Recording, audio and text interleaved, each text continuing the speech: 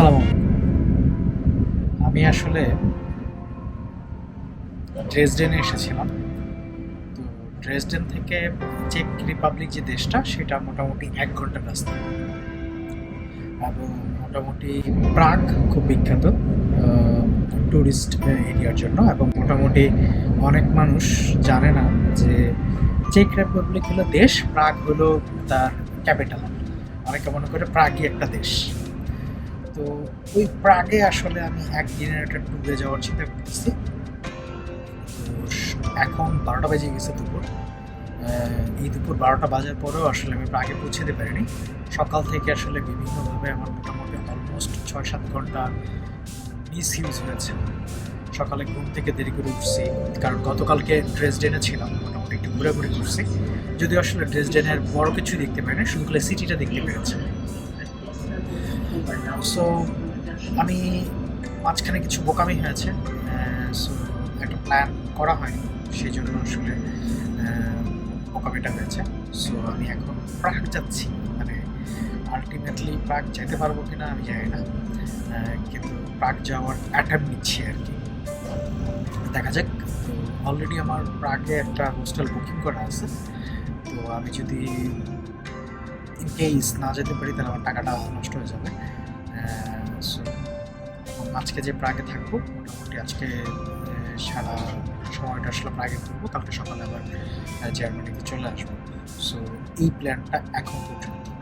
আমি জানি না আসলে অরিজিনালি কী হবে। আমি যদি জার্মানি থেকে প্রাগে যেতে চাই ট্রেনে করে, তাহলে আমাকে যেটা করতে হবে সেটা হলো, এখানে একটা জায়গা আছে লিবেরেক। জার্মানি থেকে এসে লিবেরেকে যেতে হবে। তো মজার ব্যাপার হলো, এই লিবেরেকের যাওয়ার জন্য পোল্যান্ডের উপর দিয়ে যেতে হয়, এবং আমি এই মুহূর্তে আসলে পোল্যান্ডের উপরে আছি। এটা ছোট একটা চিকেন নেক আর কি, মানে অল্প একটু ক্রস করেই আসলে চেক রিপাবলিকে ঢুকে যাওয়া যায়। সো যেমন আমি যদি বলি, তাহলে এই আসলে আমি মানে চেক রিপাবলিকে ঢুকে গেছি পোল্যান্ড থেকে আসলে। এবং এইখানের যে মানে কোনো প্যারাটা বলতে কিছু নাই, মানে বুঝাই যায় না। জাস্ট আমি ম্যাপ দেখে বুঝতে পারছি, যেহেতু লাইভ দেখা যায় কীভাবে যেতে পারছি। যেমন অলরেডি আমি চেক রিপাবলিকে ঢুকে গিয়েছি অফিসিয়াল, কিন্তু এর আগে অল্প কিছুটা অংশ, অলমোস্ট আমার মনে হয়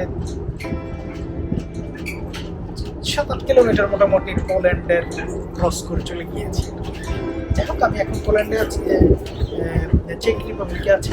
তো আমি কিছুক্ষণের মধ্যেই আসলে ব্যারাকে পৌঁছে যাব প্রাগে যাওয়ার জন্য। তো একটু স্ক্যাটার্ড অবস্থায় আছে আমার এই ব্লগটা। আমি জানি না আসলে কখন ঠিক হবে, কারণ আমি একটু কনফিউশন, কারণ এখানে খুব ইজি ফাইন্ডিং না টিকিট কাটা, বাস পাওয়া চেক রিপাবলিকের ক্ষেত্রে। যদি আনটিল আমি যদি একেবারে জার্মানি থেকে ডিরেক্ট কেটে আসি সেটা ডিফারেন্ট ব্যাপার, বা প্লেনে আসি সেটা ডিফারেন্ট ব্যাপার। কিন্তু এমনিতে লোকালি গেলে একটু হ্যাসেল করেই যেতে হয় আর কি। আমি এখন আছি আসলে চেক রিপাবলিকের লিবেরেক একটা জায়গা আছে। এইটা আসলে জার্মানির বর্ডার সিটি, জার্মানি এবং পোল্যান্ডের একটা বর্ডার সিটি বলতে পারেন। মানে একটু দূরে আছে, 1 ঘন্টা লাগে, খুব বেশি দূরে না। তো এইখান থেকে আসলে আমি এখন প্রাগ যাওয়ার চেষ্টা করব। তো প্রাগ যাইতে হলে আমাকে বাস ধরতে হবে। এইখানে ল্যাঙ্গুয়েজ জার্মান না, সেই জন্য, এবং মোটামুটি অনেকে ইংলিশটাও খুব ভালো বুঝে না। আমি দুজনের সাথে কথা বলার চেষ্টা করলাম জানার জন্য যে বাস স্টপেজটা কোথায়, কিন্তু খুব বেশি হেল্প করতে পারলো না। যাই হোক, আমি আমার কমন সেন্স দিয়ে আসলে বের করার চেষ্টা করছি কোথায় বাস স্টপেজ, তারপর দেখা হবেই। প্রচণ্ড বৃষ্টি হচ্ছে, তার মাঝখানে বৃষ্টি কিছু কমার পরে আসলে স্টপেজ থেকে আমি বের হয়েছি। স্টপেজ থেকে বের হলে সোজা যে হাতের বামেই আসলে একটা স্টপেজ আছে। মোস্ট প্রবাবলি এটাই আসলে প্রাগ যাওয়ার আমি যেই বাসটা খুঁজতেছি সেই বাস স্টপেজ। তারপর আসলে আমাকে কনফার্ম হয়ে নিতে হবে আসলে কোথায় আসলে বাস স্টপেজটা আছে, মানে যেইখানে আমার বাস স্টপ করবে। যদিও আসলে আমি একটা বড় বাস স্টপে চলে আসছি। আমি যদি খুব একটা ছোট এক্সপিরিয়েন্স বলি, চেক রিপাবলিক সুন্দর, কিন্তু খুব বেশি ধনী না জার্মানির মতো। এবং অনেকটা বাংলাদেশের মতো। আমরা ইউরোপকে যতটা না ধনী চিন্তা করতাম, আমি পার্সোনালি চিন্তা করতাম আসলে ইউরোপ এতটা ধনী না। কয়েকটা দেশ খুব ধনী, জার্মানি ডেফিনেটলি ধনী। আমি জার্মানিতে আছি বলে না, সত্যি কথা, আপনারা আসলে ডিফারেন্সিয়েটটা বুঝতে পারবেন। যাই হোক, আমি আমার যে বাস, সেই বাস মোটামুটি আমি মনে হয় পেয়ে গেছি। আমি এখন ডিরেক্ট যে ওরে আসলে জিজ্ঞেস করব যে এটা হলো রিগিও জেট নামে একটা বাস আছে, তো ওই বাস ওলার আমি জিজ্ঞেস করব যে আসলে এই বাসটা কখন যাবে। আমি যে বাসটা করে যাব এই বাসটা হলো এই বাসটা, এই হলুদ বাস। আমার কাছে এখনও মোটামুটি 20 মিনিটের মতো সময় আছে, তো আই থিঙ্ক আমি প্রাগ চলে যেতে পারবো। আমার ব্লগের ভিতরে একটা বড় জিনিস থাকে হলো সাসপেনশন, এবং মোটামুটি অনিশ্চয়তা থাকে যে আমি আসলে যেতে পারবো কি পারবো না। কারণ হলো বেশিরভাগ ক্ষেত্রে আসলে আমি প্রথম থেকেই প্ল্যান করি না যে আসলে কোথায় যাব কি করব। যেহেতু মোটামুটি পৌঁছায় গেছি এবং বাসটাকেও দেখে ফেলছি যে বাসটাতে আমি উঠবো, সো আমার মনে হয় না খুব বেশি সমস্যা হয়ে যাবে। সো ওয়েলকাম টু চেক রিপাবলিক। খুব ছোট করে হলেও আধা ঘন্টার জন্য হলেও আমি অন্য একটা দেশে চলে আসছি। এবং সবচেয়ে মজার ব্যাপার হলো এটা হলো আমার 12তম দেশ ভ্রমণ। ইউরোপে প্রথমে ঘুরলাম হলো জার্মানি, তারপরে গেলাম হলো লুক্সেমবার্গ, তারপরে গেলাম হলো Netherland, Belgium, France, Liechtenstein, Spain, এইগুলোই গেলাম। যদিও ফ্রান্সটা আমি একেবারে ফ্রান্সের ভিতরে ঢুকি নাই, ফ্রান্সের কয়েকটা সিটিতে ঘুরছি যেটা হলো নেইবারিং সিটি। যাই হোক, সবচেয়ে মজার ব্যাপার হলো আর মাত্র 10 দিন আছে, আর মাত্র 7 দিন আছে জার্মানিতে। 9 ইউরো টিকিটের অফারটা বন্ধ হয়ে যাবে। এই 9 ইউরো টিকিট দিয়ে আসলে অনেক বেশি ঘোরা যাইতো, যদিও আসলে আমি এই মাসের প্রথম দিকে সেরকমভাবে ঘুরতে পারি না। যাই হোক, আমি আমার প্রাগের বাসের জন্য অপেক্ষা করতেছি। সি ইউ ইন দ্য প্রাগ। আসলে লাস্ট 15 মিনিট খুব হ্যাকটিকে ছিল। আমি তো খুব খুশিতে আহ্লাদ হয়ে গেছি যে বাস স্টপেজ পেয়ে গেছি, আমি প্রাগে যেতে পারবো। আপনাদেরকে ওয়েলকামও জানাই ফেললাম। কিন্তু মজার ব্যাপার হলো কিছুক্ষণ পরে আমি চিন্তা করলাম যে একটু রিসিপশন একটু জিজ্ঞেস করে দেখি। রিসিপশন খুঁজে বের করলাম, জিজ্ঞেস করলাম, বলছে যে না, এখানে তো এই বাস দাঁড়াবে না, তুমি অন্য একটা জায়গায় যাও। যেটা আসলে একটা ঠিকানা দিয়ে দিল। আমার মোবাইলে ইন্টারনেট কাজ করতেছিল না, আমি খুঁজে পাইতেছিলাম না। তো যাকে জিজ্ঞেস করি বলে ইংলিশ পারে না। তারপরে আরেকজনকে জিজ্ঞেস করছি, একজন জিজ্ঞেস করতেছে তুমি কি ইংলিশে কিছু জিজ্ঞেস করতেছো, আমারও জিজ্ঞেস করতে পারো। তারপর ওরে জিজ্ঞেস করলাম, ও আমারও দেখাই দিল যে তুমি এইখান থেকে আমার মোটামুটি অনেক একটু খাটাই নিয়ে বললো যে আমি তো একটু জরুরি কাজ যাচ্ছি, তুমি এই দিক দিয়ে চলে যাও। তো ওই জায়গায় আসার পরেও আসলে এখানে 4-5টা বাসের স্টপেজ। তো আমি যেই স্টপেজটা থেকে উঠবো সেটা হলো ফিগনোরা, ওরা ফিগনোরা বলে। তো ওই স্টপেজ থেকে উঠে মোটামুটি বাসের জন্য অপেক্ষা করতেছে। তো মোটামুটি আল্লাহ কিছুটা সহায় আছে, আরও 4 মিনিট আছে। আর এর মাঝখানে যদি বাস চলে আসে ঠিক মতো প্রাগে যেতে পারি, it would be good. Otherwise আমি জানি না আসলে কী হবে, কারণ সকাল থেকে মোটামুটি অলমোস্ট 6-7 থেকে 8 ঘন্টার মতো আমার নষ্ট হয়ে গেছে। যাই হোক, আমি waiting for the bus. Finally আসলে আমি বাসটাতে উঠে গেছি। তো প্রাগের উদ্দেশ্য রওনা দিয়ে দিচ্ছি। এইখান থেকে আর 1 ঘন্টা লাগবে।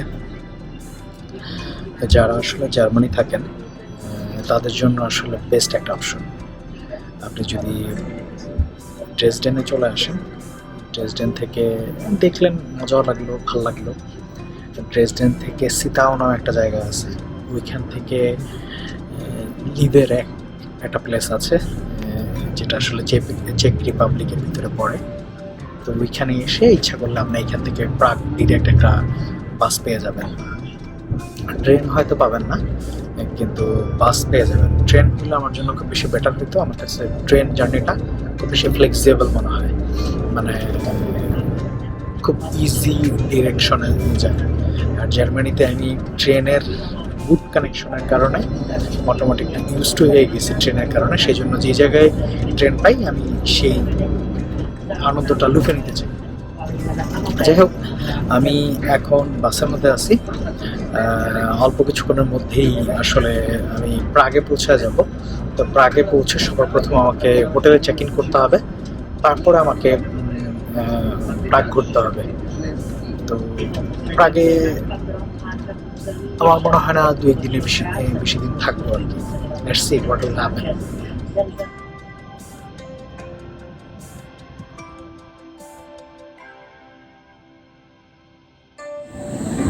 সবচেয়ে মজার পার্ট হলো আমি অলরেডি মানে বাস থেকে নেমে মেট্রোতে চড়ে তারপরে আবার ট্রামের জন্য দাঁড়ায় আছি, এবং খুব ইজি।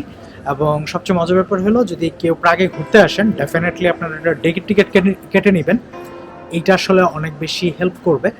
এবং ডে টিকিট বিভিন্নভাবে কাটা যায়, আধা ঘন্টার জন্য কাটা যায়, একদিনের জন্য কাটা যায়, এবং মোটামুটি 24 ঘন্টা মানে একদিন না, এবং 72 ঘন্টার জন্য কাটা যায়। আপনারা ওইটা যদি কেটে নেন খুব বেশি বেটার হবে। তো আমি এখন অপেক্ষা করতেছি আমার হোস্টেলে যাওয়ার জন্য, সেই জন্য আসলে আমাকে 22 নাম্বার ট্রামটা ধরতে হবে। সো আমি যেখানে ক্যানি মোস্ট একটা জায়গায় আমার বাসটা নামিয়ে দিয়েছে, তারপরে আসলে আমাকে বি নাম্বার মেট্রোতে ধরে আমাকে এই একটা প্লেসে আসতে হয়েছে। এটা আসলে একটা মিডল পয়েন্ট, এটাও মোটামুটি হেভি সমাগম মানুষের। এবং আমি তুলনামূলক দেখলাম প্রাগ মোটামুটি একটা বিজি সিটি। তো এইখানে মোটামুটি 3টা ট্রেন আছে, একটা A, B, C মেট্রো। ওইটা দিয়ে আসলে ডিফারেন্ট জায়গায় যাওয়া যায় আপনার অবস্থান অনুযায়ী, আপনার চাহিদা অনুযায়ী আপনি যেখানে যেতে চান সেখানে যেতে পারবেন। এই সিটিটার আসলে অন্যরকম একটা ভাইব আছে। মানে আপনারা যারা এই সিটিতে এখনো আসেন নাই তারা আসলে ভাইবটা ভিডিওতে বুঝতে পারবেন না বা দেখতেও পারবেন না। ভিডিওতে হয়তো দেখতে পারবেন, কিন্তু সিটিটা অনেক বিজি এবং অন্যরকম একটা অ্যানশিয়েন্ট একটা ভাব আছে। এবং প্রত্যেকটা বাড়ি হলো খুব কারুকার্যপূর্ণ, প্রত্যেকটা বিল্ডিং।